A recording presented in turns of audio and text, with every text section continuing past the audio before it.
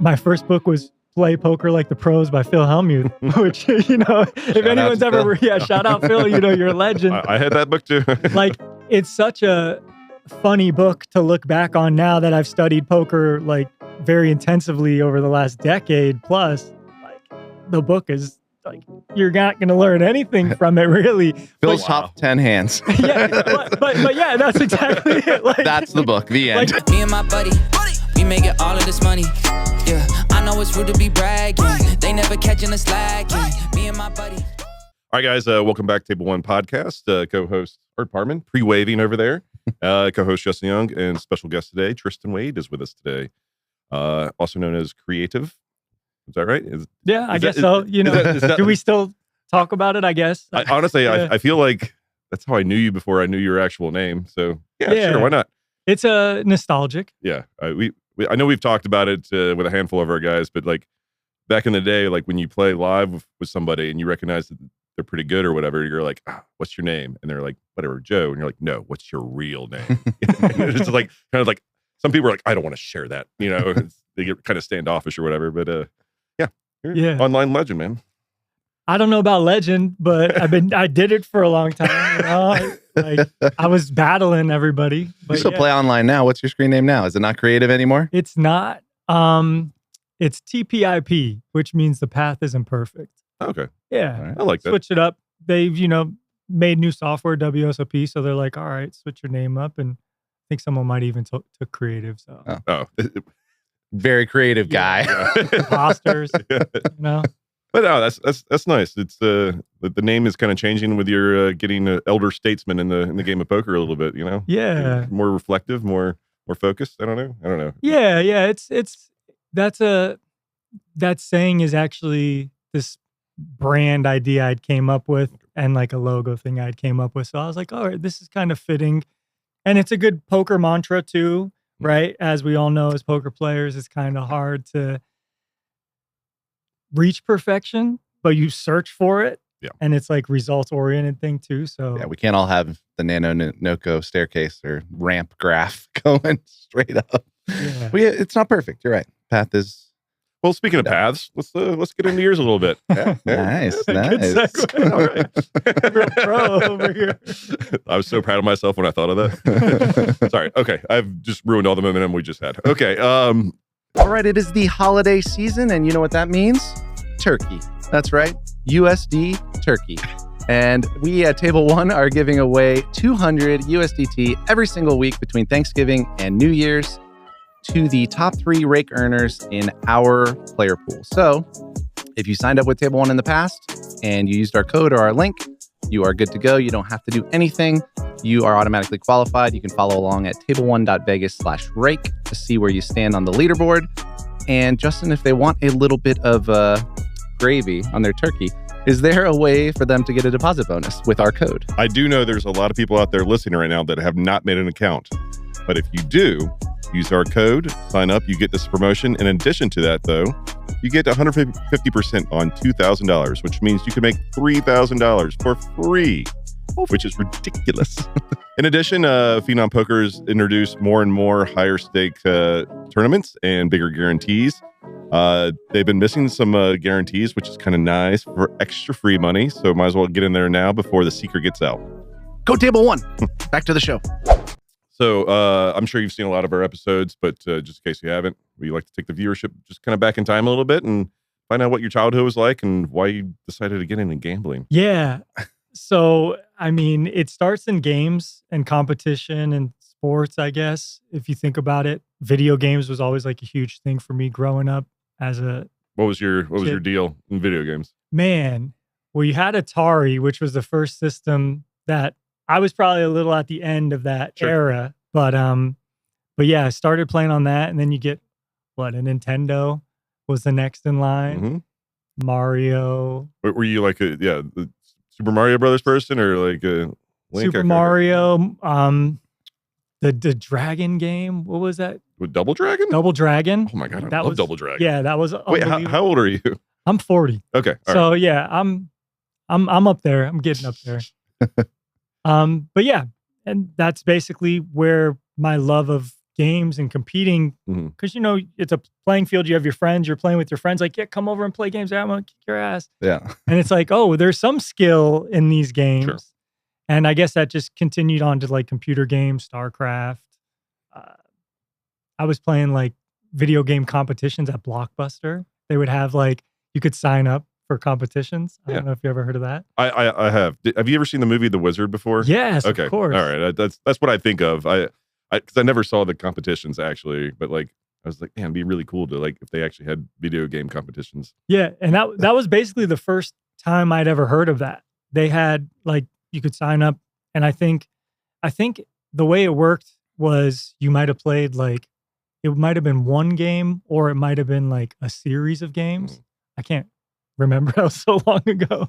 Yeah, they opened one. Well, some person in my local town when I was a kid opened up they called it Game Sphere, and it was just like that. It was like all the gaming systems all set up like in a row, kind of like an internet cafe before internet cafes, and then they would have like come play Rainbow Six competition for the day, and everybody would try to win, or Halo was the number one pretty much that we would go in for. And I don't know, it was like the new age lock-in or whatever. Like you could go to the bowling alley and get locked in overnight, or you could do this and like play games with your friends all night at every single game. So I was with you on the gaming side. Never got that good at it, but Yeah. I was gonna ask, how good were you? Just because you played in competitions doesn't mean. Yeah, I mean that was it. I thought I was good, but I probably was middle of the pack or something. It wasn't anything spectacular, but I was beating all my friends. I thought I was good. That's good enough. It's like poker, right? You don't have to be the best in the world. Just play with 7 people worse than you, and you're good.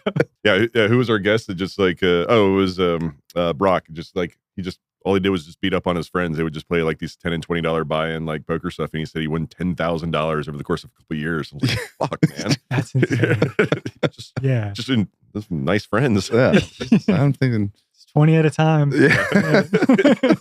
So, did you play any other like strategy games, like card games, growing up with your family? Not as much. It was more just maybe some board games, but not. My dad was like a Stratego guy. If you ever heard of that, I love Stratego. It's a great game. And then it was more sports. It was like baseball to start, soccer, volleyball. I was a big volleyball player at one point. Then I got into basketball, and that was like, oh my God, what have I been doing all these other years playing these other sports? Yeah. And then through that, I guess a little more gaming. There was also like some other thing as a middle schooler. You guys ever heard of Pogs? Oh yeah. It was just after my time, but yeah, it might have been. Oh yeah. I had some Pogs. I had some slammers. Yeah, right. There's like the slammer you could drop, and it would just like the heavy slammer you could just drop. But then the real thing was like you had to basically flip a little plastic circular piece onto like a stack of cardboard-esque pieces, and then flip the Pogs over with your slam. And there was like some competitions, and it was kind of like sports card trading. They had like, my mom would take me to like Sawgrass Mills, which is a big, what am I thinking of? Flea market, right? Yeah. And they would have like a competition there. And I'm like, yeah, Mom, I'm going to go like beat these kids and slam in a little Pog down. So yeah, I guess just that kind of stuff to transition video games to sports and little competitions like that, just thinking. And that's almost like gambling too, because like you could play for the Pogs that you had or whatever. You could like play the other guy, and whatever you won became yours, and you put them in your little thing or whatever. And I mean, people didn't always play for their collections or whatever, but they would play for very them. True. Yeah, exactly. Like winner gets the other guy's slammer or something like that, at the end of it. Yeah. Did you actually get like? I played in elementary school a little bit. Yeah. Not, not too often. I kind of moved more of a Foursquare guy, at recess. Well, yeah. I don't like where you use 2 hands for it though. Like, that's illegal, man. Don't do that. What? I thought it's been a while. I've been out of the Foursquare streets for a while. All right. So, did you play like all the sports in high school and stuff? Yeah, it was, so I got cut on some of the teams when I tried out. Fair, so that happens, right? Happens to the best of us. Yeah. So I tried out for basketball as a freshman, and I didn't make it. Mm-hmm. But I was playing volleyball at the time. I was running track, and I had come from playing like volleyball and soccer in middle school. So it was more like seasonal stuff. You got to kind of pick your way now. as you get older. So what part of the country did you grow up? Did you say I was in South Florida. Oh, okay. So yeah, we gotta, it was always competitive, lots of athletes. Sure. I was always outside with friends running around. So I was pretty athletic, or I could run, which is half of being an athlete, I guess. And I didn't really learn all the other skills of being a good athlete. So I was okay. But yeah, that's kind of how it started. I'm sure it was tough competition down there for basketball and all sports. Yeah. So I know you went to college, but what was kind of the aspiration or whatever, like going into it? That was kind of interesting because I did play basketball my sophomore through senior year, and my junior and senior year, I was on a really good team. We were like ranked in the state. We were ranked in the country. Sick. We went to the state championship. We lost on a buzzer beater to a team we probably would have beat 99 out of 100 times. I was on the bench. I didn't even get in the game, but I was a part of the experience. Yeah, I was there. In another 5 years, just start telling people you played. And like 10 years, be like, I averaged 10 points a game. And 20 years, just tell the grandkids, starting point guard, or like he hit the buzzer beater over me. If I would have just reached a little bit longer. That famous White Mamba quote. Is that what you're going there? Yeah. Okay. So I don't know if you know this or not, but like after the Celtics won the championship, I can't remember what year it was. They interviewed him, and like some dick reporter just went up to him and was like, "So how do you feel about like not playing one single minute in the entire series, but still getting a ring?" And he was like, "You know what? In 5 years, I played a couple minutes. In 10 years, I'm going to tell everyone I started. And in 20 years, I'm going to tell everyone I averaged a triple-double. It doesn't matter." I got the ring. It's a great fucking point. I'm paraphrasing, obviously. But yeah. I enjoyed the final so much, and this game was very great. But how is it for you, watching it from the sideline, not able to play even one little second in the finals? Is that hard? I'll tell you, it's not that difficult to do, because guess what? Maybe now you can say, yeah, I didn't play a second. But in 5 years, you guys are going to forget. In 10 years, I'll still be a champ. In 20 years, I'll tell my kids I probably started. And in 30 years, I probably told them I got the MVP. So I'm really not too worried about it. Okay. Great. All right. Congratulations. We'll see you guys later. Thank you, Brian. No, but I was basically like the Boynton Beach Scalabrini. That's where I'm from, Boynton Beach. That was me. Like, I was a one white kid on the team. We had just a sick team. We had like McDonald's All-American on the team. We had all other like all-world players. And, I got to play some, but like, yeah, in the final game, coach was nervous. He didn't want it. He just kept the superstars in. He only played like 7 guys, and we were deep. We could have just ran this other team off the court. But so yeah. you're saying he made a mistake. Oh yeah. Yeah. You could have hit that buzzer beater. But to your question, like, so there was that kind of idea of like, oh, I really love sports. I really want to keep playing. I did have some like small schools offering scholarships, like a D3, like Sacred Heart University or something. But I had also some volleyball scholarships that came in too, surprisingly enough. And I had scholarships. I got a scholarship from the YMCA. Like, I won something for being a student athlete. Oh, wow. So I had kind of full ride in Florida with a few different scholarships. So I was like, where should I go? I kind of explored around the state and then landed at UCF. Mm-hmm. And then in the midst of kind of trying to figure out like, okay, am I still going to try to be an athlete and do sports? That was when ESPN boom happened on poker and all the gaming and everything else. Cause I was doing some other competitive gaming. Yeah. I was like, man, what is this game with all these percentages? And you got people, how. So that's kind of my arc to the poker world right there, was freshman year in college. Yeah. What were you going to school for, or was it focused at that time? So initially it was IT. I was kind of a computer geek athlete-esque person, I guess. And then I had a minor in psychology. And then after a year and a half at the IT streets and doing all these other crazy discrete math courses and stuff, I'm like, this is kind of tough. These professors aren't that great.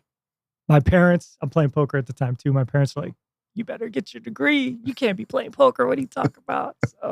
So then I transitioned into psychology, and I ended up getting my degree in psychology. Yeah, it's a lot of poker players' story. They get to college, and then it's just like, I like poker too much. Let me pick the easier path to like get the degree or whatever. And I want to spend all my time doing that. Like, I think you saw the Tony Dunst one or whatever, when he was like, yeah, like I picked theater just because like There was no homework in theater. I could go home and just play poker. It was great. I mean, also psychology actually relevant to poker eventually. I mean, it is. I think Eric Baldwin has like a minor in that, or like whatever. There's a whole list of people that like either majored or minored into that are in the poker. It's very attractive. I think when I was in like Psych 101 and like undergrad or whatever, was one of my favorite classes. Just like, I agree. Just interesting. It's interesting Yeah. for sure. Yeah. After Psych 101, I literally like almost tried to get a minor in psychology, and I was like, this seems like too much or whatever. Just like extra stuff, and like probably would have added a semester onto my 4 years of drinking. But that you nailed it. Kind of, not that I was drinking every day, but like the college experience, I think is kind of valuable just to get away from your home, your nest, whatever you want to call it, and then have that just experience to grow as a person. And then look, found poker, which I would have never thought, look, 20 plus years later, here I am. I'm somehow still in this industry. And that's kind of wild in its own right. Yeah, we're the 1% of the 1% of the 1%. It was just this wasn't a thing. This wasn't a thing when we all thought of doing this. Like, it wasn't like, oh yeah, you can have the pathway to be a poker professional. Yeah, just apply here. Like, it's like you find your own way. You got to get lucky along the way. You need help along the way. Like, it's so many things that.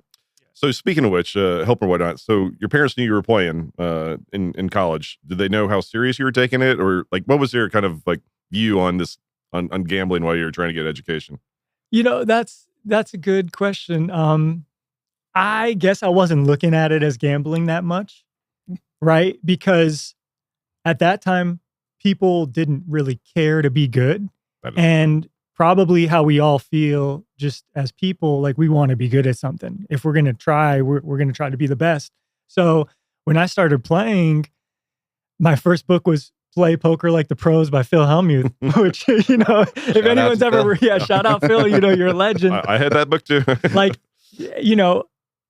it's such a funny book to look back on now that I've studied poker like very intensively over the last decade plus. The book is like, you're not going to learn anything from it, really. Phil's top 10 hands. but yeah, that's exactly it. Like, that's the book, the end. Like ace queen offsuit's a bad hand. In the top 10. You're going to want to play this if you're desperate in the big blind, you got money in, maybe you'll call. But shout out to Phil though. He did a good job, like just expressing some of the psychology of the game, some of like the framework of the basics, and just being a tight player. If you just play better hands, you're already at a big advantage.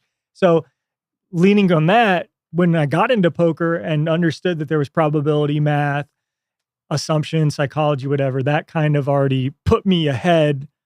And then I found like a home game to play in where, people would just, weren't that good either. And so I didn't really look at it like I was gambling. Well, yeah, but what did your parents think? Yeah, my parents thought I was insane. Okay, thank you. Of course. Like, what the hell are you doing?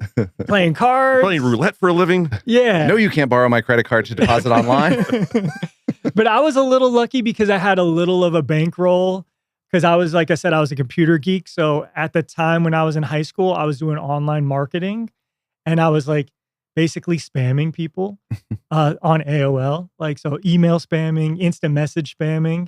And this was before the government came in and said, hey, this is illegal. And they dropped like the Canned Spam Act or something. They didn't call it spam probably back then. You're just sending ads to people that might need them. Right. And right now it's called marketing. But back then I'm spamming people. I'm spamming people. I'm bombing them with instant messages and emails. And we're sending, I sent 20,000 emails last night. So so that, we had computer programs and stuff that would collect screen names through AOL's member directory. You would just put in keywords and then you could click load more. And we would just have a program running all night to just collect screen names and then email them. Or when AOL Instant Messenger became a thing, that was really easy to access the online protocols, to just send instant messages to people. There was no limit. So, if you were ever on AOL or something, you might have got a message from me. I might have. What was your screen name? Oh, well, I'm sure the bots, like it was like whatever. But we basically had bots. But my handle, because we talk about poker handles, right? Sure. My handle was Quiz. My initial handle was Quiz, and then AOL you could have like 3-digit screen names. So my screen name was QIZ. Okay. So, it's cool, as a hacker or whatever you want to be, it's cool to get like a unique screen name. And then after that, one day, some of my buddies had hacked the AOL Instant Messenger database and we could create any name. So my AIM name was Bitch Quiz. And the whole meaning behind that is because you would take your handle when you hack accounts or whatever. And the statute of limitations has passed, right? Let's assume so. It was your friends doing it anyway. You were just reaping the benefits. I didn't do any of this. But like you would take over accounts or what have you, and then you would create your own, you would make a new account, and then you would put an adjective in front of your handle. So it'd be like funny quiz, laughing quiz. You're signing the painting, basically. Yeah, basically. So that was my first introduction to having a handle before poker. And so Quiz was my online name. And what was yours, Art? Did you ever send a DM to Pimp Smack 2005? Because that was mine. Yeah. Very mature 6th grade boy made that name. And I had plenty of screen names like that too. Like I think Bones was like one of my first names too. Like but I just let that ruminate a little bit every time. Did you have a screen name? Mine was football based. So there was a wide receiver that played for the Broncos, Eddie McCaffrey. So I was Easy Eddie 87, and that was his number and stuff. I don't know. See, we all had something like that. Yeah. Yeah. I was about pimp smacking people, apparently. I like football more than pimps and smacking. Yeah. But just barely. Yeah. It was close. And I guess I was giving people the bitch quiz. Yeah. All right, if you're watching this podcast, that means you like listening to our voice. Or maybe you don't. I bet you didn't know that in Card Player magazine, every 2 weeks, they put our faces in there. But more importantly, they put a crazy story or two from our episodes into the magazine. So if you haven't seen that, you can actually go to table1.vegas/cardplayer, and it'll have a list of every single story that they've put from our show into their magazine. So you can watch it, or rather not watch it. You can relive the story without having to hear my voice. I've been told I've got a face for radio and a voice for magazines. So, don't really know what that means, but here we are. So if you want to see more stories, crazy ones, relive them from our show, the best ones are right here in Card Player. So go to cardplayer.com directly, click on the magazines link, and you can read them there. Or, like I said, table1.vegas/cardplayer has all direct links to the stories they've done about our show, about our guests. Yeah, check it out. I think you'll like it. All right, back to the show. So you built up some money. I wouldn't even call it a bankroll at this point or whatever, but because you basically gave yourself a job. Spamming people. So wait, how much money are we talking here? Like 5 figures yet, or? Yeah, I had 5 figures going into college. You're rich. Yeah, I was kind of rich. Below 5 figures, like barely 5 figures. Sure. I probably had maybe anywhere from like 15,000 roughly. I had bought a crazy computer too. Sure. Yeah, I had like 2 computers. Yeah, I'm on it. Like, and then, but that was same. It's funny that all that happened with the government passing the Can't Spam Act and stuff, because it was now illegal to do that. And I'm like, okay, well, I can't do this anymore because, I could get in big trouble. Just printing free money, before. I don't want to get kicked out of college. I was just messaging people, like, if they want to sign up for this stuff, like, then I'll get a little affiliate money, like, great. And there was one time where, my dad's like, you're not going to make any money. What are you talking about? And I think one of my first biggest checks was like for $1,400 or something for 2 weeks. Do you love me now, Dad? Yeah. And I was like, see, Dad, I'm making more money than you. My dad was a teacher at the time. Let's compare paychecks. Yeah. So like, I was rubbing it in his face because he's telling me for weeks, you're not going to get paid. You're bullshit. You don't know. So that was awesome. I got to buy a nice computer. I got to a little intro into business or, marketing or hustling too. Yeah. Hustling. Yeah. I was basically a hustler. That was like a later end of my hustler. I was buy a box of Airheads for $5, 72 Airheads. I'd sell them for $1 each in middle school. Yeah. Make $20 in a box or whatever, $15. And it's like, okay, yeah, let's do this again. That's kind of a common trend on this show. Yeah. People that have been in poker for a while, they start out doing any number of hustles. I think Mycon used to sell Beanie Babies online. He was one of the first people doing that. Big Uni at the flea market with his dad, slinging babies as well, buying them from one shop, putting them in a little glass case, selling them at their shop. Like Devonshire did the same thing. Yeah. A lot of people do that. It's kind of just an innate whatever trait that like I think a lot of poker players have, and I think it just speaks to the drive of most poker players of just being their own boss, doing their own shit, Yeah. trying to work outside the system and do our own thing. I think when you're young too, right? You're just learning about how society works, and your parents make money, they go to work, Yeah. and then you're like, well, shoot, I got to do something too. I got to pull weight around here. So I think you kind of start thinking like how the world works, and you're like, man, how can I make money? And yeah, I think that's why you kind of get in that mindset. So what I know it was the ESPN coverage, the Moneymaker stuff or whatever. So you just get right on Party Poker or like Paradise, or what would you Yeah, I go think it's to? both of those, right? Okay. Paradise had some sick tournaments. Party Poker. I remember Absolute Poker. Yeah, I was of course, playing on yeah. Absolute Poker, and then that was kind of how I started learning a little bit. Dollar tournament, whatever. So you just were Small like stakes baptism by cash. fire a little bit. I understand you had Phil's book, which is amazing. Yeah, But like between that and the home game is like online's the best place to get reps in, like just in general or whatever. So you just kind of just tested out theories and just kind of figured it out on your own. yeah. Figured out on my own. Nice. Play the live games too. That really helped too. There was like pokerhomegames.com or something Yeah. where Yeah. like, oh, I could find a live game. So I remember the first live game I went to was like in Altamont Springs, was maybe like 30 minutes away from Orlando where I was going to college at. And it was like 3 older guys. I mean, I'm talking these guys might have been late 50s, early 60s. Oh, gross. And yeah, and I'm just like, 19 or yeah, something. yeah. I'm coming like in. 18, 19, and I'm like a little sketched out. Like, what am I doing? I'm going to some random guy's house to play some cards. Like, my parents would kill me. Maybe I told someone like, yeah, that's what I'm gonna go do. Just Yeah, no cell phone back then, right? You just found it online and didn't have a cell phone, just show up. and it was like a $40 buy-in, Mhm. which whatever, it's affordable. But for someone, it's my first time like really going and playing poker. I was like, all right, let's go. And I'm playing 4-handed against 3 guys who have been playing poker for 20 years or whatever. Wow. And I won the first game, and then I won the second game.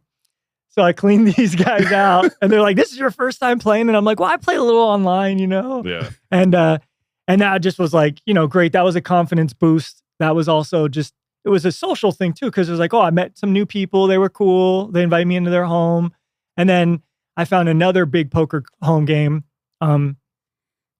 in Orlando, and that was actually more a wider cast of characters. The guy ran like 2 tables sometimes. He ran like a sit and go and then a cash game after it evolved to. So Tiano, shout out to him. Taino, sorry, I pronounced that wrong, so I don't want to screw that up. Edit that out. That's interesting. I had the same kind of actually run up where I was homepokergames.com. I think same shit. It was like 20 minutes down county in Gloucester County, and I think it was 5-handed. $20 buy-in with a couple of guys way older, and I'm like, I'm here for the poker game. Actually, do you have one going on? and played a couple times and say, I don't know how you got introduced to them, but one of the guys there played at like a bigger game, like a 1-2 no limit game, and he's like, I'll take you there. It's over in Newport News, and it's in some guy's garage where everyone's smoking, and 2 tables sometimes. It's funny you say like, because how green I was. Just a young kid, my parents raised me respectfully and stuff. And my first time at Taino's house, him and this other guy, Raul, who owned a pizza shop, they were kind of running the game together.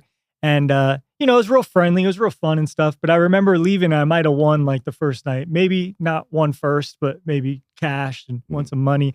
And I just remember like walking up the stairs of the basement and like saying, thanks for the hospitality. And they're just like dying laughing at me because like I'm just such a nice little fucker. And they're like, this motherfucker, like coming in here, we're playing cards, we're for money, like we're pissed that you're beating us. And you're like, thanks for the hospitality, and just like leaving out your way. Like, all right. It would have been nice to been fly on the wall to hear all the names they called you after they. Yeah, I'm sure there's this little fucking college kid coming in here and like Shows up with like an apple pie when he comes the first time. I brought some chips. You guys got dip? yeah, like I'm not drinking. I'm not doing. I'm just I'm definitely. But to your credit for what you guys do about just being social and having fun, that's how I was introduced to poker. I was never like just the stone-faced stickler. I was like talking with people. I'm like, come on, show me your hand. Like, what do you got? Like, I'm So I think that's the great thing about the game too. I agree. Like I mean, we say it way too much on the show, but like, yeah, poker is a social game. It's supposed to be a social game. I know it's been diluted down to these ones and zeros where like everyone can play perfect, or they're striving for like playing Jack 10 suited absolutely perfect on every street. But like, to me, it's more about the connections you make, the friendships you make, and like obviously the goal is to make money. But yeah, it's to me, it was created as a social game, and it should be treated as such. In my opinion. It's like golf for people who can't swing a club. You know, we were out there hanging out, and right. you know, maybe you meet someone, and it pays dividends down the road while you're gambling together. And just as an example of that or whatever, like a friend that we now have, he gave us tickets to the Raiders game this Sunday. He's just like, not just tickets, Justin. Well, I don't want to I don't want to just be like, but yeah, he gave us his Sick box. tickets? Oh, sick. Yeah. He just gave us. He's like, you want my box? I'm not going to use it. He's like, no one wants to see the Browns play the Raiders, but if you guys want it, you can have it. We get to see Shedeur Sanders first start, so I'm pretty excited about that. Yeah. Good luck to him. Yeah. Talk about someone who's probably set up for failure. It's his first week of having reps with the first team. Like, he's probably going to do all right. Yeah, I honestly, not to go too far down the football rabbit hole because I could, but like, I honestly don't know who's more at fault, the Browns organization or him. Because like, he seems like a little Deion Sanders attitude, kind of like that. Like when he gave like the interview, but like because someone said that, like, I think Rex Ryan called him out on like one of the morning shows, and it's like he just needs to like be quiet, show up early, go out late. So they were interviewing him about Dylan Gabriel getting the start, and he's just like mouthing words but not saying any words. Like, he thinks he's being real clever by like not talking, and he just comes off like as a douche. Like, I mean, yeah. I still wish him the best, mainly because he's on my fantasy team in oh, that's why. Dynasty League. But no, I'm glad that he's at least getting the chance or whatever. But all I know is I added the Raiders to my fantasy team this week. So lots of interceptions, please. Looking right in the camera. I know you're watching because you're not practicing because you're working on your interceptions. But it's just speaking of like the mentality, right? He comes from a somewhat mildly successful background in college, right? He was pretty darn good as a college QB. He was one of the more famous college football players of all time. He was, right.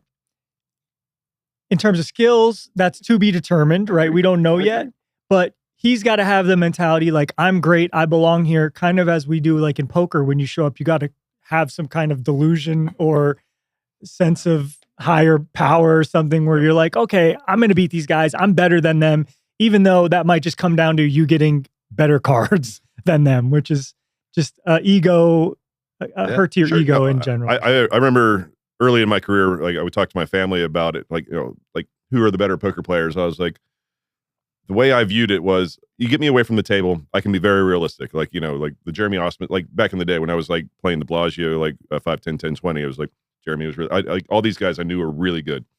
You get me at the table, they all fucking suck. They're all terrible. I can figure out a way to beat every last person here and fuck them. But away from the table, I'm like, you know, they're pretty good. You know, it's fine. But yeah, like it is almost a switch. If you don't have that mentality of like, I am the best player at the table, you've already kind of lost a little bit. Like it's tough to like do things confidently when you're always like, man, that guy's really good. He's going to see right through this. Yeah. It's not a, true. It's like that. Who do we have on Steven Song that said the Darren Elias effect? Like once you think somebody's good at the table, you start playing like a little bit different. Just when there might be involved. Oh, he's in the big blind. I'm not opening Jack 10 off in the cutoff. He might fuck me up. Yeah. That's a really good point. Yeah. That has probably extended people's poker runs. You know, I think of some people like in the tournament sphere, which is you get all the validity there, I guess. Yeah. And it's like, like some guys have been continuously crushing, and it's like, is it their presence? Is it, oh, this guy's just running so good, he's so hot, like whatever. I don't know. It's not fake. People are like, oh, there's a hot hand fallacy when it comes to this stuff. I don't think so. I honestly think if you win a tournament, the next tournament you play, your confidence is you just show up at a 10. Absolutely. And then you start thinking about the Darren Elias effect or whatever, where if everyone else at the table knows you just won that last tournament, you're just going to get a lot more free money. And then it just keeps on building and compounding or whatever. And that's why like people have these amazing 6-month, year-long runs that are like improbable. Like it's mathematically impossible. Yeah, it might be. Maybe it is a hot hand fallacy in like basketball, but that's a physical sport. Correct. This is a mental sport. Yeah. Like if you can even call it a sport, and it's if it's 99% mental, then being confident probably means something.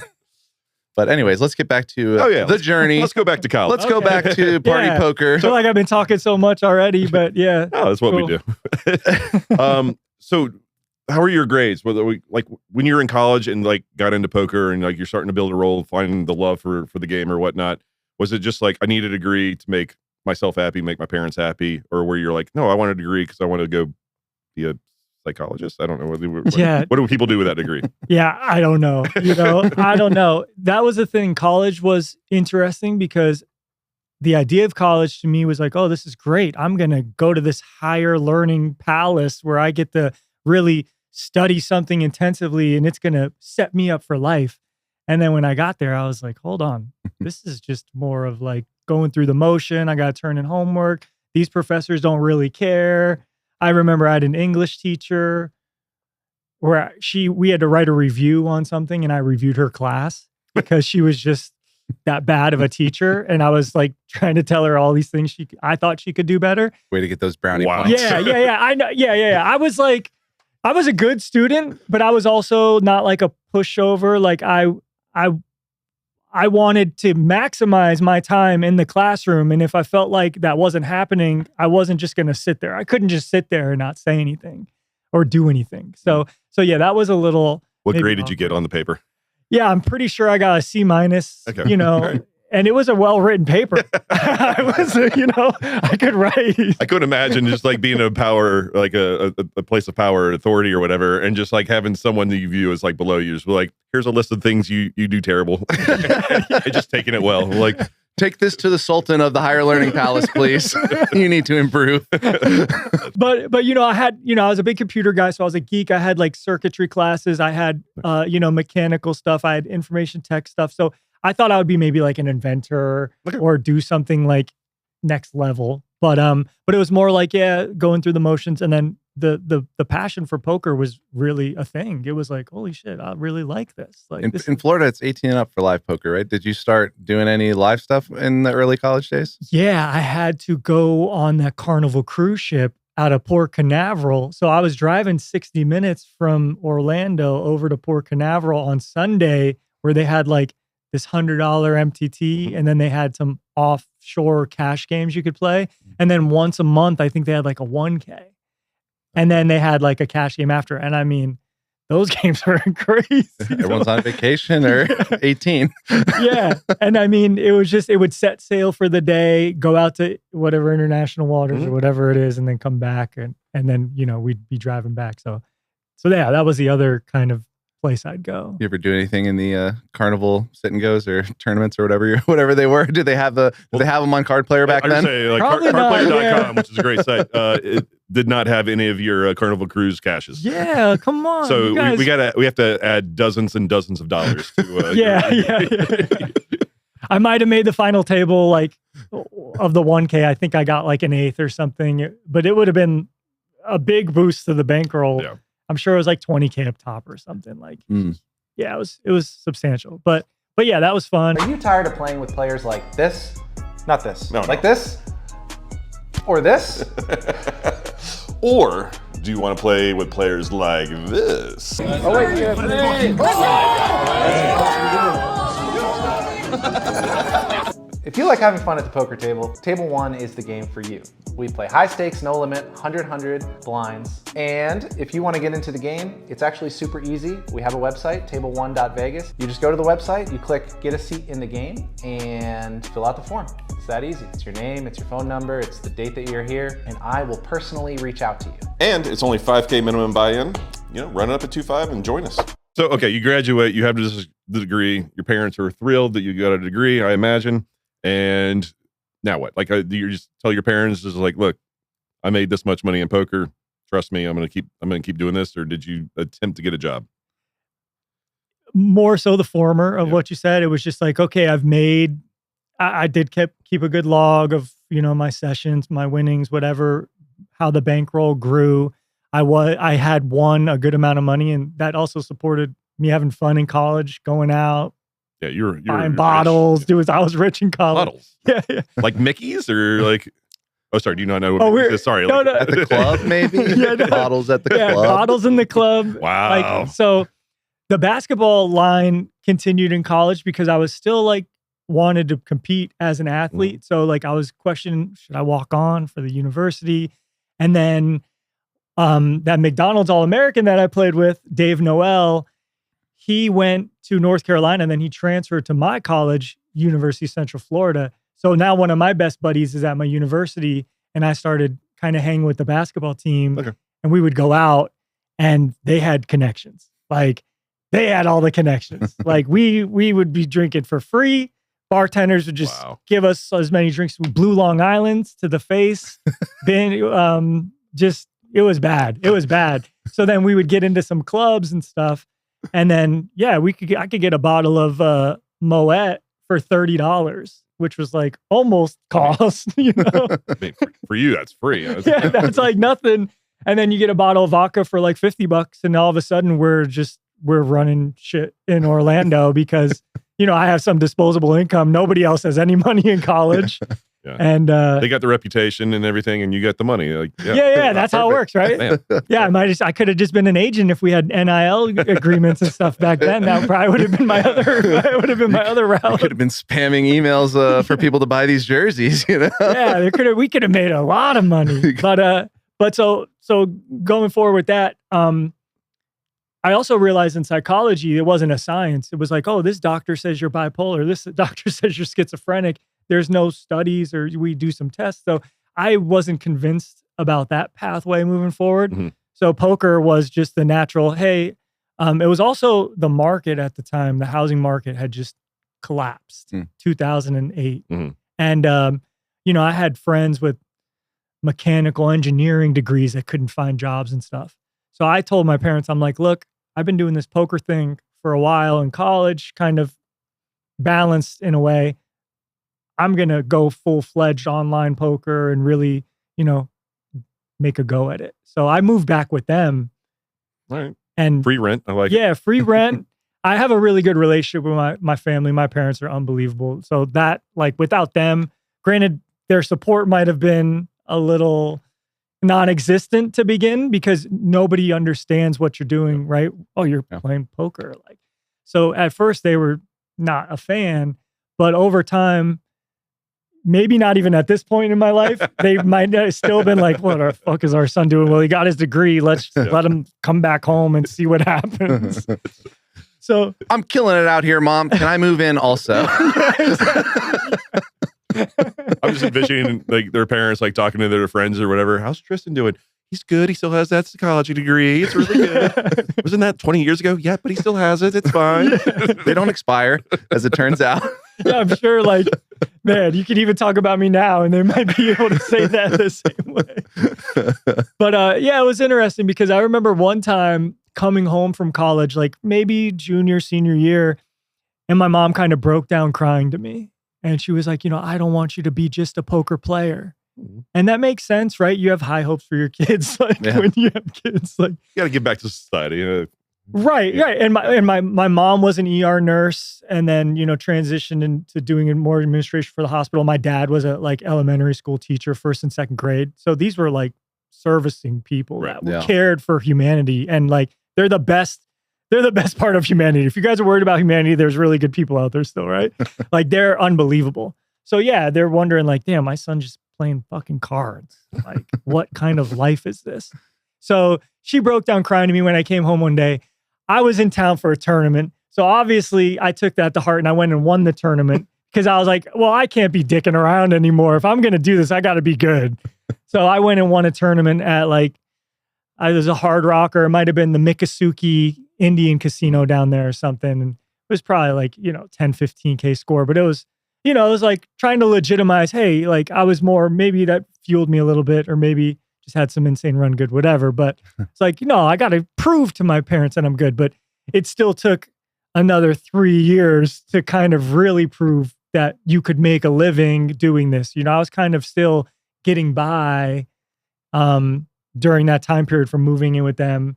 And then not until my most success kind of in MTTs came a few years after that. Oh yeah, let's talk about some of the tournament stuff, at least pre Black Friday or whatever. Because like I was on Card Player and like I saw you. I think your first catch was like 2007 at the World Series.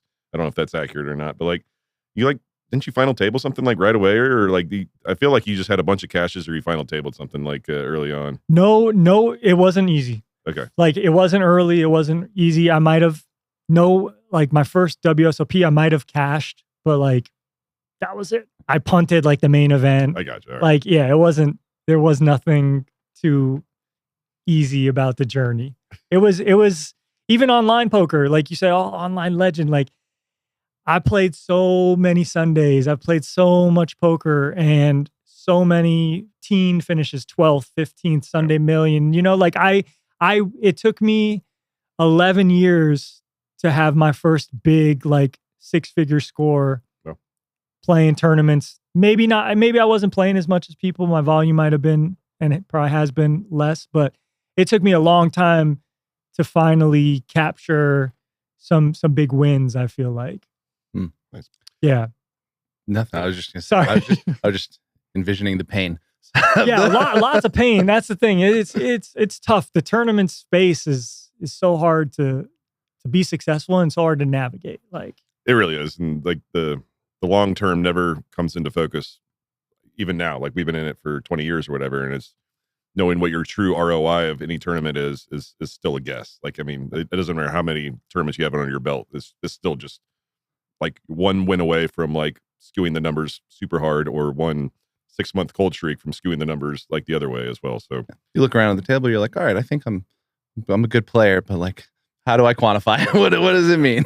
So yeah, I mean, I still stay awake at night and wonder what could have been. that's why they invented drugs and alcohol, Tristan. Drugs where's the hazy IPA? Hit me one of those. We're ready now. Let's get into it. We've got them. I'm gonna pound a couple. I was bringing back the binge drinking days in college. Just let me pound a couple of these beers. I've had a rough little stretch here, and I was at the bar last night, just talking to like the bartender and like a buddy of mine that was there, another barfly, and they're like, "You had a bad day." I was like, "Yeah, bad day, really bad day." And they're like, "What are you gonna do?" I was like, "I'm between getting so drunk that I have to force myself to like realize what I did wrong or whatever, just kind of yell, or I'm gonna get incredibly high and just forget about everything and go to bed." And there's like, I vote high. I was like, I'm going to pick high, I think. So I had like 2 beers and I ended up just going home, getting way too high to the point where it was uncomfortable, actually, and passed out. It was great. Yeah. And I still haven't yet confronted any of my demons from yesterday. That's great. This is it. Morning therapy right here. Good. Well, I'm glad you found a cure. It's hard. No, it's a Band-Aid. Yeah. I put a Band-Aid on a bullet wound, man. It's not a good idea. Yeah, I mean, I'm still thinking about hands from the 1100 NAPT from last week that I finished 36 in. And I mean, that's not even a big tournament. It's like, but that's just, but you got close enough to feel it though. So yeah.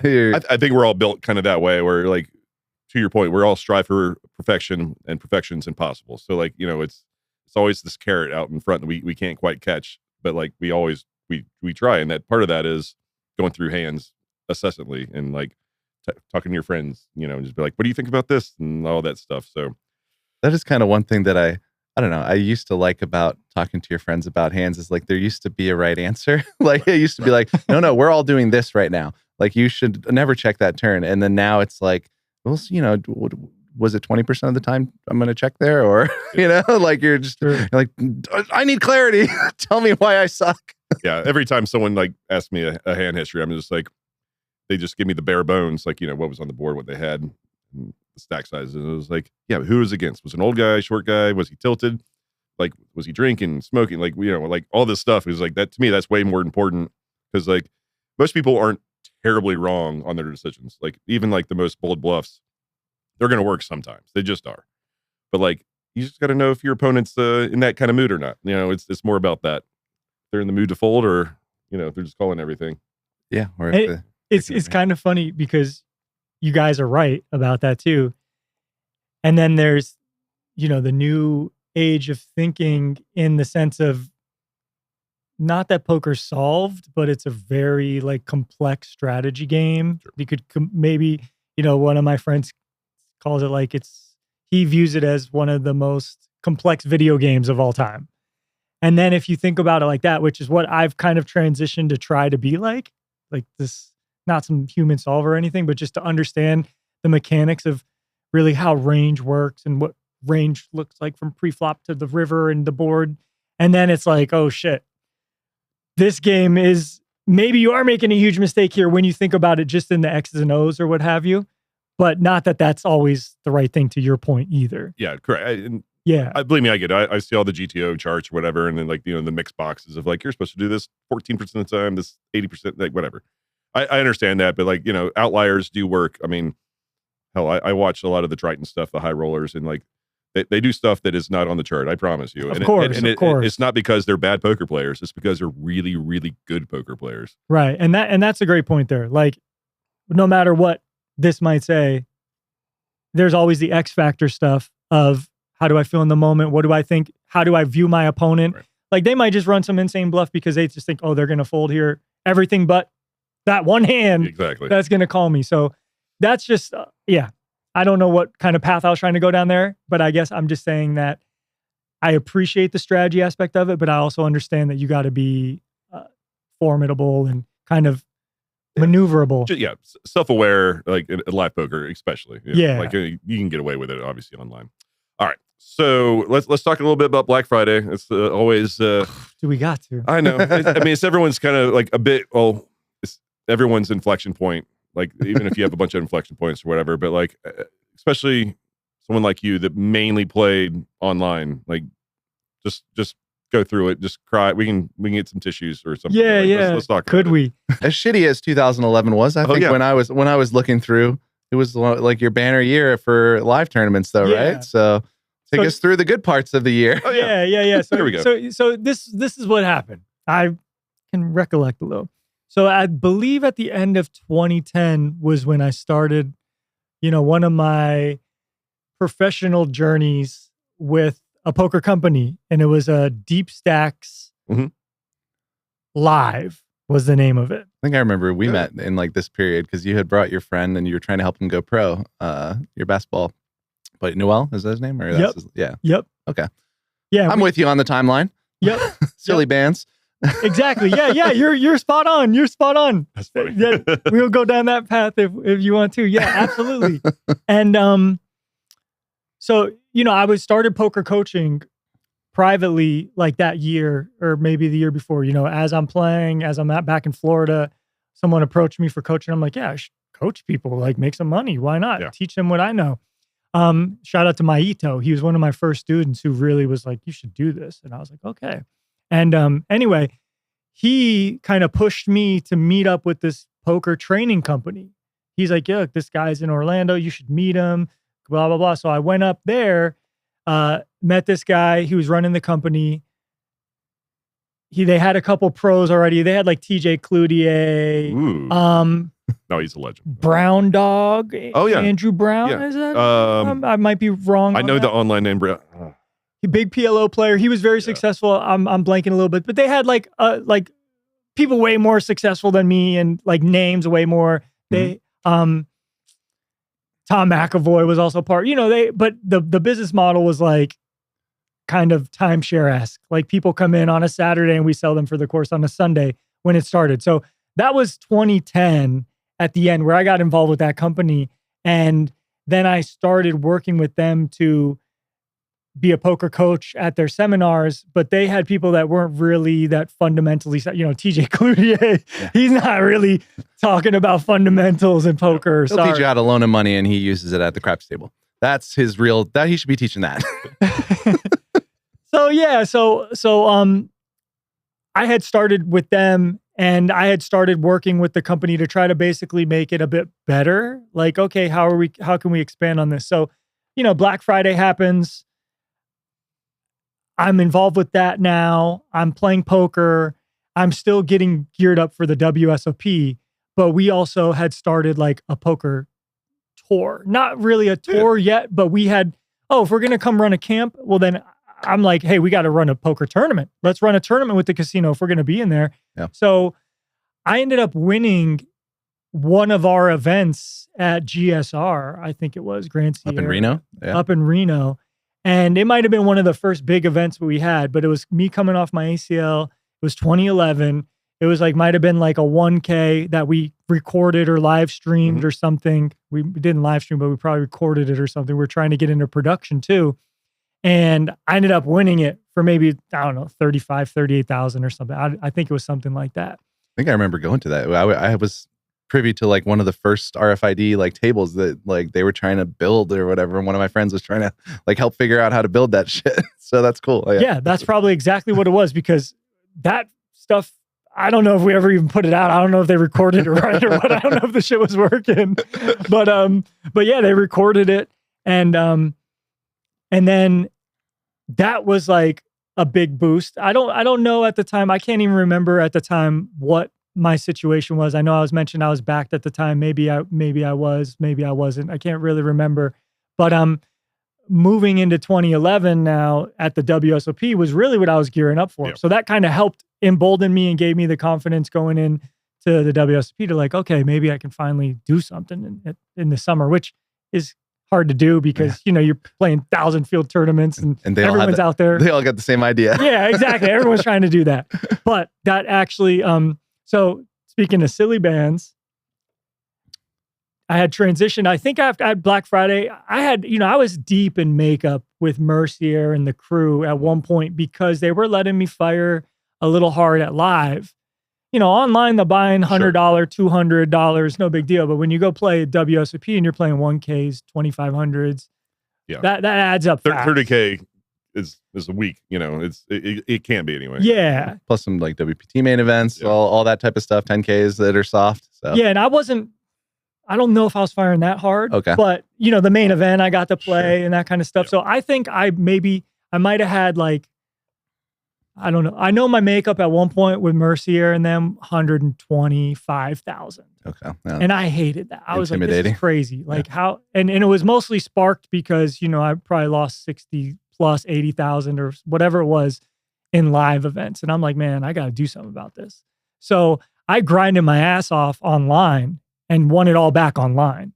Wow. And this was at like, 10K a clip, 15K a clip. Sure. Maybe I might've won like 22K at the most. It wasn't just some big score. It was me playing 50 tournaments a day. I might make 3 or 4 final tables in a day. And I'm just trying to grind, get the number 3, 4K. I'm playing, I had 2 monitors, I'm 24 tabling, 30 tabling. Like I'm going crazy. 3 rebuy up to the 100 rebuy. Like yeah. 100 rebuy, everything. Yeah. I'm playing. Yeah. All right. You nailed it. Like I'm playing everything. Like $5 rebuy. Hell yeah. I love this tournament. 10K up top. What? Like, yeah, let's go. So I'm just grinding my dick off, like trying to get out of makeup. And I think that was kind of the conclusion of my entering to 2011. Like, okay, Black Friday happens. I kind of got their makeup back. We made some money, but whatever, let's just call it a wash and let's just part ways. And then moving into this summer was where, I'm doing business with Deep Stacks. We had Silly Band's owner, Robert Croak. Shout out to Robert Croak.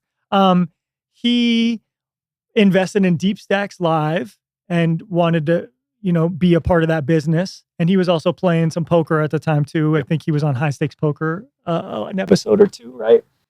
And he was interested in buying some pieces of me and staking me. So in 2011, he had some of my action going into the WSOP.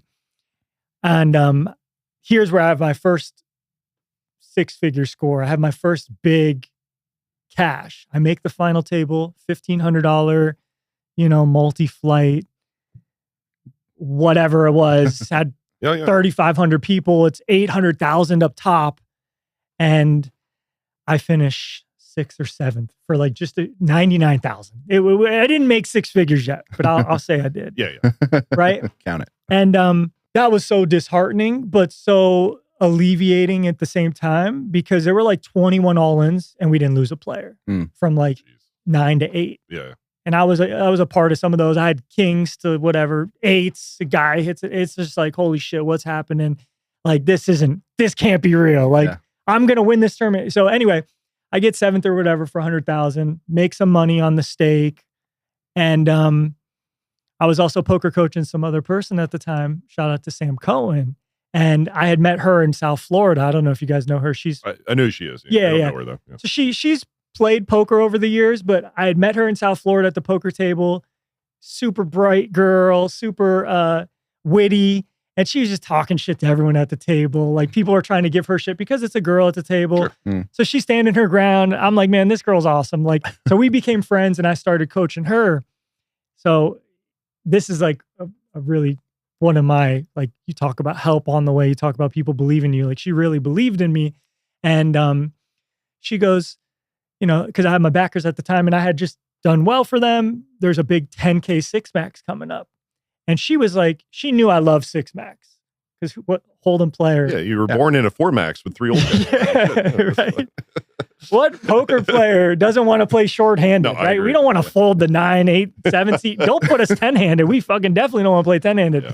But you put us 6 people, that's like a dream. You can play anything.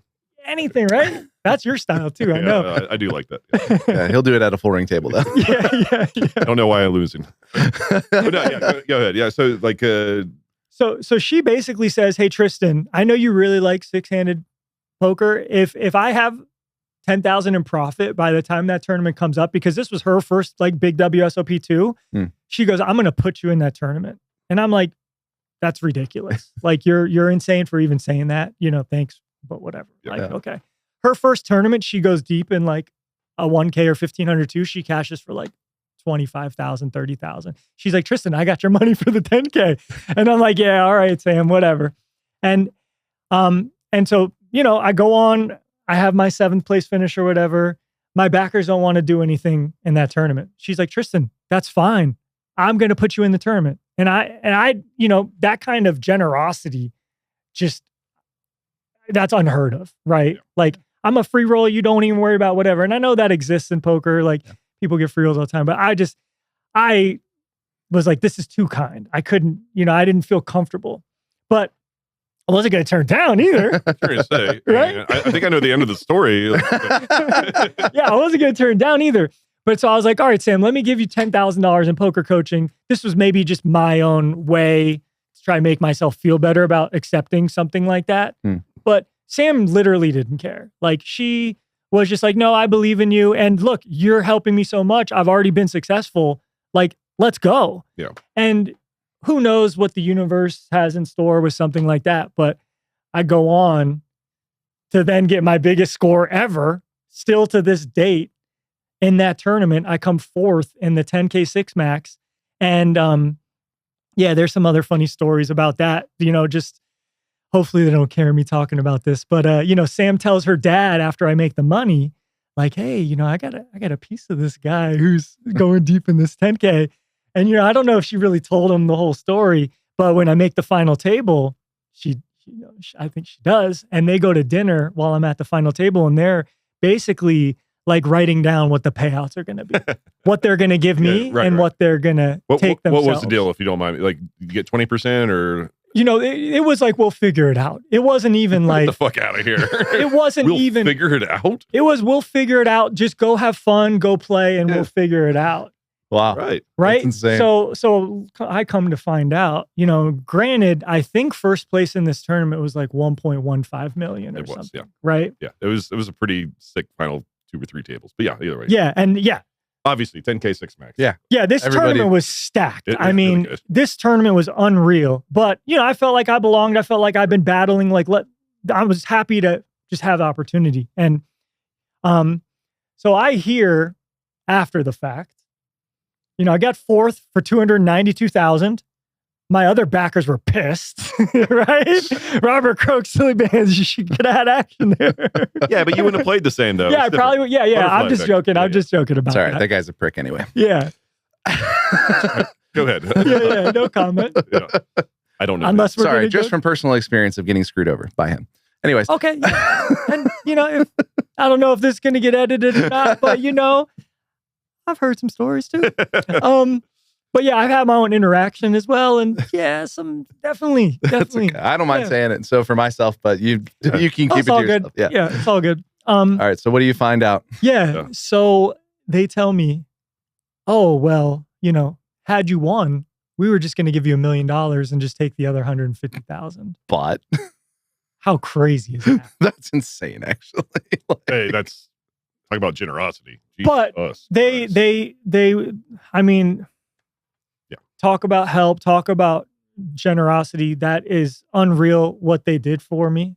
They gave me a big chunk of my score. Wow. That boosted me huge. Like, I got over 50% of that score. And that also helped Sam kind of have a big poker bankroll. And then her and I started traveling after that, and we started traveling the world together. So I was kind of like a chaperone. We were, best friends basically. And her dad loved it because someone looking out for his daughter that he could trust. And then I went on to make a WSOP Europe in Cannes. I go on to win my first bracelet. That was another $250K for them. I was playing for them at that point. Cool. Now. I'm so I transitioned after WSOP. I got away from that crew, which was a good move.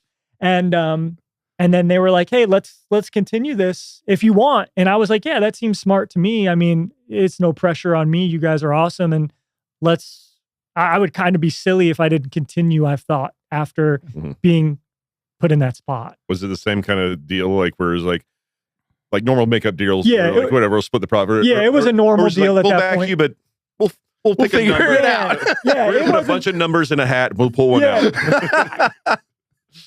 It was more of a standard traditional at that point. I think that was just maybe a one-off kind of thing that happened. But yeah, that's got to be so.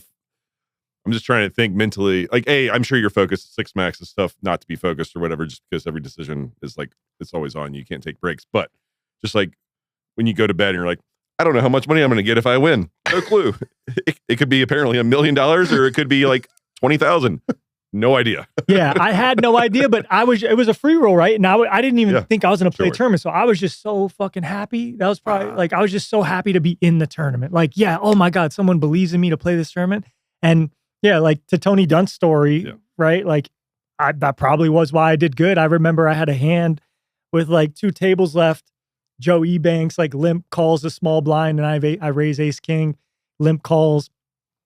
Or maybe he raises and calls a 3-bet or something. I don't know, comes 9 high. And I bet, and he raises, and I jam ace king on like 9-5-4, and he just has ace 9, and I just drill the king on the river.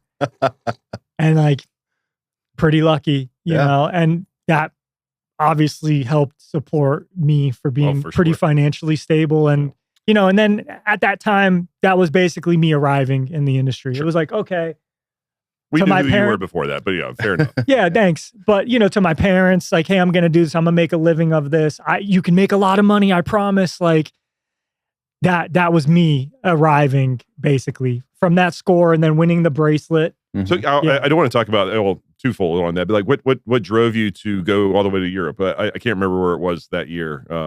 Cannes. It was Cannes, okay. Yeah, Cannes. So was it just kind of, just part of the traveling team, or was that like just kind of a last minute thing to like go out there and play the WSOP? I think it was a multitude of things, probably to continue, like, because Black Friday had happened and the options weren't as prevalent. And then it was the opportunity that like now Sam and I had won a bunch of money.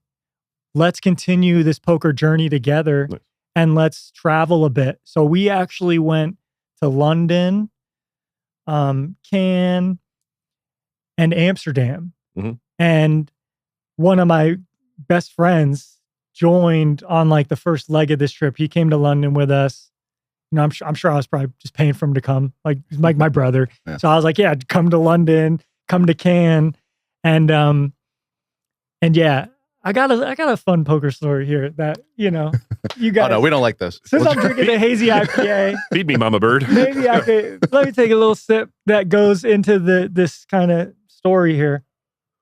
So I'm in London at the time, and we're at that point, like, online poker community is like a thing, right? There's Twitter, and like we play against everyone. There's big names. We have Card Player. There's Pocket publications. We have Pocket Fives. Yeah, shout out to them. They were unbelievable site. Yeah. And then there's obviously controversy, cheating stuff. And Sorel Mizzi was one of these people who was like a successful talent, right? Like unbelievably very talented, talented person, but also a bit of controversy surrounding him buying accounts, him doing all this kind of bullshit online that I didn't like, right? I was not a fan of that kind of stuff because these people were, I'm pushing to make it. I'm doing it the right way in my mind. Yeah. And I hear stories of this, and I'm getting deep in tournaments, and all of a sudden these people who were folding every hand Something's happening. Yeah. So anyway, now it was around the time where he had tweeted someone robbed him, took money out of his room or something. And I just didn't care for the guy. And I say something to him online about like, why should anyone care or believe what you're saying? Like, who cares? You're robbing people online with multi-accounting and buying accounts and stuff. So I didn't really like the guy, and I just didn't really like that he thinks we should feel bad for him, for someone stealing money from him when you're stealing money from us. Fair enough.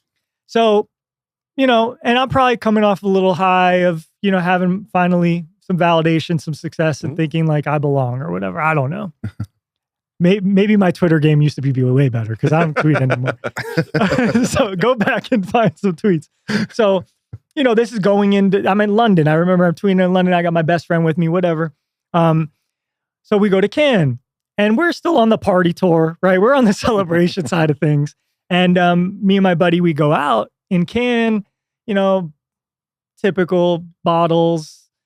We're drinking wine. We're drinking liquor. I don't know. We're in this one club in Cannes. And, if you ever been there, it's one of the most expensive cities in the world. Not. No. Okay. It's super nice. It's kind of a small, quaint town on the coast. And it's really ritzy. It's really rich. But the venues are kind of small stuff. It's a pretty small town. Okay. So we were in this club. Whatever. We're drinking hard. We're partying hard. We have like, we make friends with like a group of like 10 other people, girls, right? Of course. You can just say. Don't want my fiance to get too mad at me if she sees this. But whatever. All men. Yeah. Very, very ugly men. No, but like me and my buddy Brian, we're just living the dream. Like, this is the dream. We're in fucking south of France on the water. Like, I'm playing poker. Life's great. So we're just partying. We get wasted. I might have even taken a bottle out of there. Right. And we're just in the streets, and we're walking back to the casino where the WSOP Europe is being held. And it was held in between like an event center across the street, like up a quarter mile away. And then you would stay in the casino. Mm-hmm. So I just remember I'm I'm probably art drunk at this point. No shots fired. Wow. Verb. That's pretty drunk. All right. Go ahead. Yeah, like the fact you can remember this story means you weren't art drunk. Yeah. Okay. Fair. Yeah, I wasn't art drunk.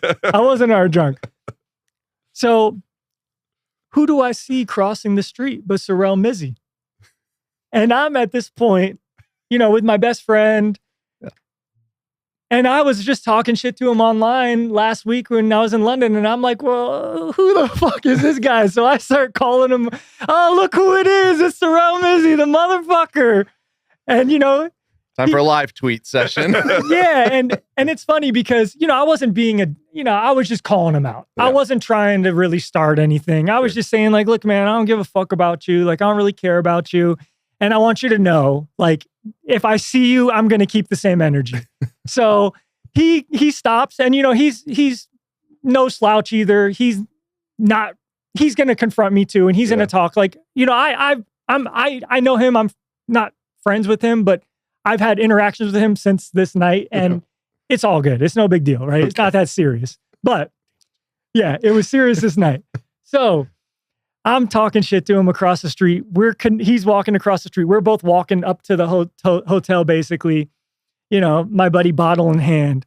And he's like, what's up, Tristan? You have a problem with me? And I'm like, yeah, I do have a problem with you. Like, you're a piece of shit. Whatever I want to tell him, whatever I said to him, I don't know. But I remember we're kind of face to face, and, he's just kind of wondering like, well, what are you going to do about it, Tristan? And not that I was going to do anything about it, but I was just drunk, and I just wanted to let him know, like, I don't care for you and what you've been doing. And at one point in this, confrontation, I remember like I slur some words. And I remember in the back of my head, like, oh man, I'm kind of fucked up right now. And he sees this too. I know he sees this. So this is like the strategist in me. And I'm like, man, what's going to happen now? Because, I've kind of reached this boiling point, and now he knows I'm a little Tip messed your hand up. a little bit. Yeah. So he pushes me. And at this point, I'm like, well, I guess I got to do something extreme. And I just take the craziest swing on him. Like, I'm talking, I probably cocked back Conor McGregor style. and I just unload and I whiff. And it's funny because, you know, and I probably wasn't even that close. I was probably like, you know, I was probably as far as away, like, who knows, right? And it's funny because my buddy, you know, you think there's two of us and one of him and something's going to happen. But my buddy, he's like, he wants to see what I'm going to do too. So he just sits down on the ground with the bottle and he's like, all right, Tristan, yeah, let's see what's going to happen here. That's a good friend, honestly. No, seriously. That's a good because friend. he knows, you know, you can handle yourself. You're getting yourself into this. You get yourself out. As I throw that swing, none other than Jack Effel himself is walking up with the tournament director to go to the casino. And he says, that's enough, guys. And that's about all he says. You know, he Principal Belting came in and just stopped the fight, huh? Yeah. So maybe there was some, I don't know, maybe Sorel saw him walking up. Maybe I wasn't even close to any kind of contact. Maybe it wasn't that serious after all. It was just, he knows I was wasted and talking shit. But that was literally the day before the tournament started that I went on to win my bracelet in. So, so yeah, if you ever asked Jack Effel about that, that might be a good one. I will. And let me just, and I'm not trying to hurt your feelings too bad, but you haven't won a bracelet since. Yeah, no. When's the last time you got drunk and tried to fight Sorel? Yeah. I'm just saying, maybe next World Series 2026, ask Sorel to meet you like May 31st. And just be like, you mind if I like kind of like lightly get close to your face? Like, I might be drunk. I might accidentally hit you. It's funny because I saw him at like a pool party at the Palms or something. And he, you know, we kind of laughed about it. And, you know, water under the bridge, whatever, like it is what it is. Plenty of cheaters that still are around in poker. Very true. And I just, you know, I just laughed about it and I told him, yeah. And then he said something like, you know, whatever, the machismo was coming out where he was like, yeah, you know, I would have taken you, Tristan. And I looked at him and I was like, no shot. Yeah. That night you might have taken me, but like right now, Sorel, I'll wreck you, buddy. You're like, I ain't no Brian Rass. I don't know that story. The boxing match? Oh my God, you don't know the boxing? They boxed for like 50K or something. Sorel and Mizzi and Brian? Yeah. Okay, I'm beat the shit out of him. My mind. Okay. Shit. Sorry to hear that. Yeah, I lost money on that. I had Ras by a mile, I thought, and like I can't remember how much I bet, but it was over 1,000, that's for sure. I thought, I was like, this is such free money, and like I think it was even streamed too, I believe. Sorel's kind of a big guy. He's like 6'2", 6'3". Yeah. He's thick too, and like Yeah. I don't mean like he's got a whatever belly, so do I. But I'm saying like he's thick in like some good Yeah, areas. yeah. He's not a skinny like guy. He's, Sorry. yeah. Not like Sam Soffel in the thick, good but, you area. know, like- Not Sam Soffel thick, but he's thick. Hey, who knows? Maybe he would have kicked my ass too, you know. But luckily, I didn't have to find out. Thank God Jack Effel came to save me because I might have gotten How pummeled. random Jack Effel's just walking down the street. Well, he's going up to the casino too, but thank God tournament must have just finished or something. And Yeah, he could have, you know, Sam Panza and just banned you right on the spot, and then you wouldn't have got your bracelet. He could, and I remember like the ceremony, you know, 2-3 days later, just shaking his hand, laughing like, "Yeah, Jack, you know, you like that, didn't you?" You put the bracelet on like brass knuckles. You're like, No, I love Jack Effel though, even though, you know, WSOP is such a big brand, and we, you know, obviously if players want to criticize him, but he's done a great job. I love the WSOP. He's a good tournament director. Yeah, I agree he's with that. awesome. Yeah. Good story. we're I enjoyed it. we're running low on time, but there's so much time to cover. Oh shit, yeah, that's right. So yeah, let's fast forward. Shit. Sorry, guys, I ran it so much. I Wow, know, what do you mean? that's great. I would have guessed not this time. Either way. All right, so let's fast forward a little bit. Like, what are you up to right now? Like, are you still coaching people? Yeah, still coaching people. I've been with pokercoaching.com for 5-6 years. That's great. They really have good content. I create content for them. We got a bunch of awesome coaches. So I do 2 webinars a month with them. I make some other videos with them. And then I have private coaching that I do on my own. How'd you get with poker coaching? One of the guys I used to coach back in the day, he was working with them, doing like building software for them or something. And he kind of recommended me to Jonathan Little, and yeah, started working with them right before, 2019, right before COVID and stuff. So that was nice too. Just got some flack, but man, they have a good roster. Their of coaches. stable is amazing. You got amazing, I mean, just the fact that you cater to beginners. I think people like you do all the entire spectrum. People think like, oh, there's people come in that have never played poker before, and like, yeah, you guys help those guys too. But you got Justin Saliva on there giving fucking master classes on how to win tournaments. It's like it really like look with poker nowadays, you don't need a private coach. That's what I'm doing too. But like the options are endless, and for whatever 50 a month, 100 a month to have access to all these people, especially that we have, it's pretty phenomenal. And there's no excuse to like not learn better at poker. But I know that what? What? I get better. I have so many excuses. I know that like if you ask people, some people don't learn that well just watching videos and things like that. So I get that. But yeah, specific questions really people have. Well, how do you get in touch with you for the private coaching stuff though? So I have a website, creativecoaching.com. Back to that creative you talked about. Is it with the 8? Yeah, okay. With the 8. Yeah, creativecoaching.com. And you can just find me on like Twitter or Instagram, whatever. Just shoot me a DM and I'll get to it. But yeah, you can email me through the site. Is it just Tristan Wade on those sites? Or yeah, Tristan Creative is my social handle. Okay. Too, if anyone wonders. Sticking with the brand, except for the guy who stole it from him on WSOP, who had to give it back. Yeah. Probably some guy in like Michigan who just lives in his mom's basement. Not creative at all. He's a fucking accountant. Right? I'll put an 8 in here. So what's on the horizon? Like what's the next tournament you're playing? Are you staying here at for the win, or are you going to Paradise? I'm staying here. All things considered, there's that PGT Rags to Riches, I think, where they're having. I just found out about this yesterday. What a cool idea. I'm very excited for you. What is it? I want to find out about it today. So it's a $100 if you get there on time tournament. They're having 15 qualifiers from whatever that clothing brand is. Was it True Classic? Or? True Classic, yeah, yes. Right. True Classic. And then 10 satellite winners that come from, just there's a 360 satellite. And I think they're adding a $30K Bahamas package to the winner too. I don't know if you heard about that. I did not know that. Yeah. No. So it's kind of sick value there, but I'll play that, I assume. I don't play in the studio much. I probably play like 2 or 3 tournaments there. I'm still trying to make it to the big leagues. Sure. But I'm working on it, and I'll play the 10K at the win, which is the big leagues. So that's beautiful. That is big league. Yeah. So just, still trying to make it as a tournament sucker, still trying to get better at the game, still coaching. I do some other stuff. I got like a marketing and consulting company that's kind of fun to do too. So I try to stay in business still, but like poker is still like very heavily in my life. Yeah, I mean, you do a lot. You didn't even mention the Venetian commentary because we went on the Venetian poker stream, and you guys should check it out. There's a link here. I don't know. I'll put it in the description. Yeah. Quit making me do things during the videos.